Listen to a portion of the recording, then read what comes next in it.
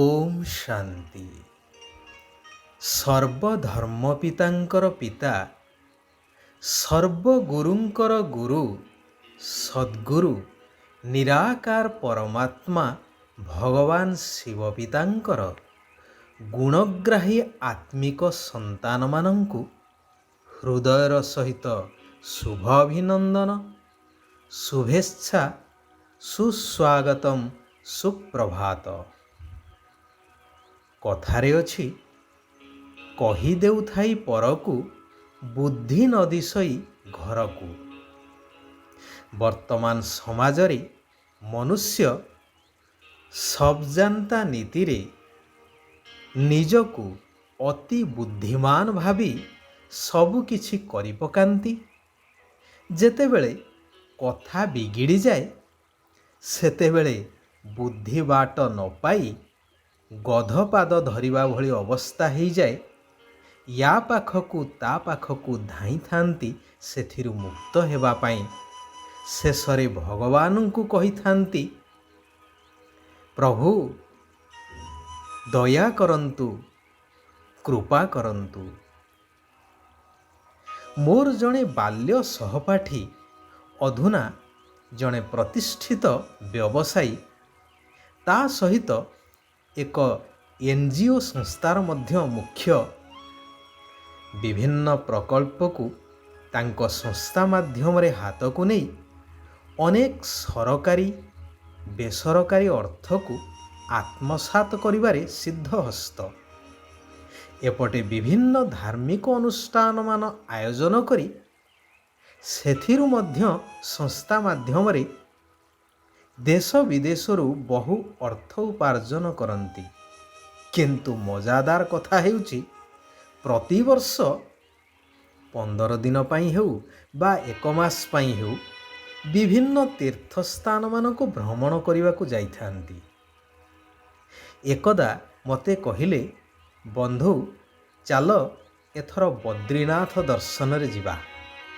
ମୁଁ କହିଲି, ବନ୍ଧୁ ତୁମେ ପ୍ରତିବର୍ଷ ତୀର୍ଥରେ ଯାଉଛ, ଏମିତିରେ ତୁମର ତୀର୍ଥ କରିବାର ବୟସ ମଧ୍ୟ ହୋଇନାହିଁ, ଏହାର ରହସ୍ୟ କ'ଣ?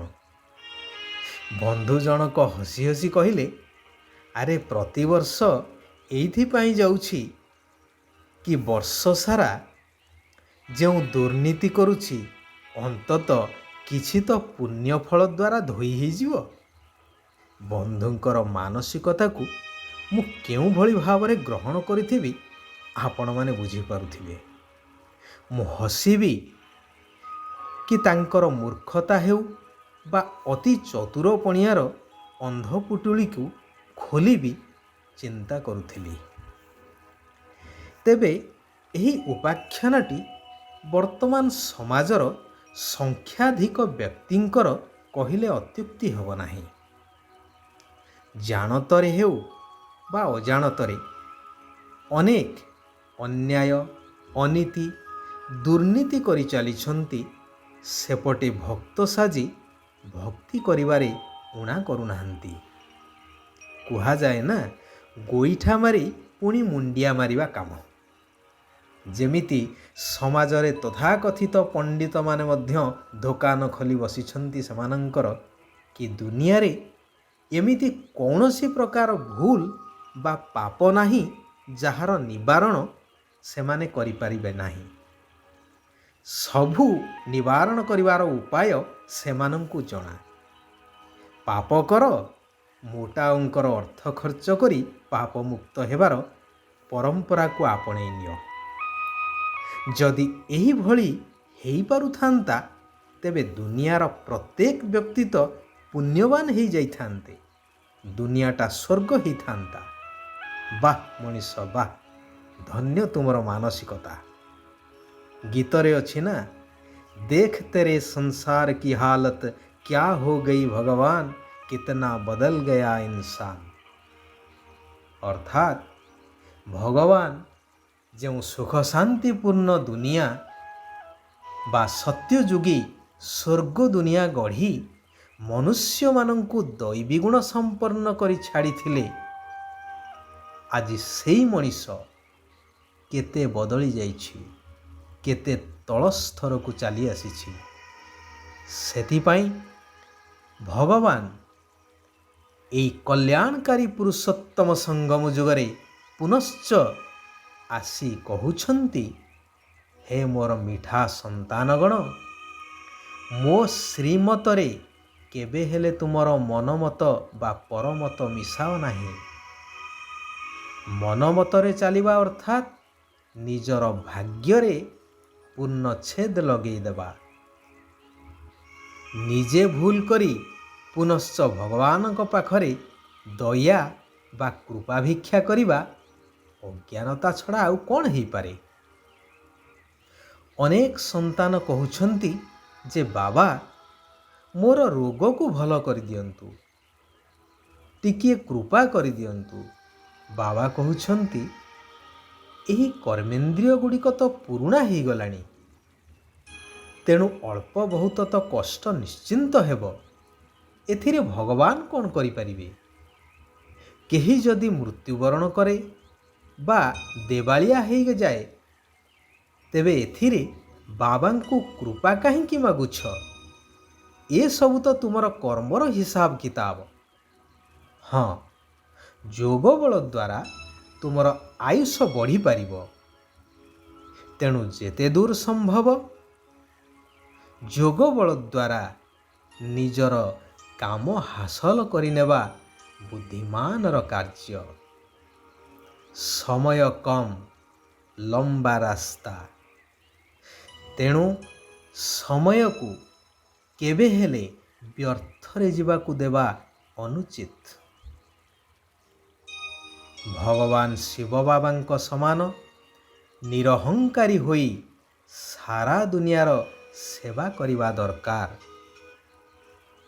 ଭଗବାନ ଯିଏକି ନିରାକାର, ନା ତାଙ୍କର ଦେହ ଅଛି, ସେଥିପାଇଁ ନା ତାଙ୍କର ଖାଦ୍ୟ ଆବଶ୍ୟକତା ଅଛି, ନା ରହିବା ପାଇଁ ଜାଗା ମଧ୍ୟ ଆବଶ୍ୟକତା ରହିଛି। କୌଣସି ଜିନିଷର ଆବଶ୍ୟକତା ନଥାଇ ନିଜର ଆତ୍ମିକ ସନ୍ତାନମାନଙ୍କୁ କେତେ ନିରହଙ୍କାରୀ ହେଇ ସେମାନଙ୍କର ସେବା କରୁଛନ୍ତି, ଅର୍ଥାତ୍ ତମ ପ୍ରଧାନରୁ ସମ୍ପୂର୍ଣ୍ଣ ଶତପ୍ରଧାନ ଦୈବୀଗୁଣ ସମ୍ପନ୍ନ କରାଇ ସୁଖ ଶାନ୍ତିର ରାଜ୍ୟ ପ୍ରଦାନ କରୁଛନ୍ତି। ତେଣୁ ସେହିଭଳି ତାଙ୍କର ସନ୍ତାନ ହିସାବରେ ଆତ୍ମାମାନଙ୍କୁ ମଧ୍ୟ ସେହିଭଳି ନିରହଙ୍କାରୀ ହୋଇ ସାରା ବିଶ୍ୱର ସେବା କରିବା ଦରକାର। ବାବାଙ୍କ ଠାରୁ ଯେଉଁ ସବୁ ସେବା ନେଉଛ, ହୃଦୟର ସହିତ ତାର ପ୍ରତିଦାନ ଦେବା ଉଚିତ।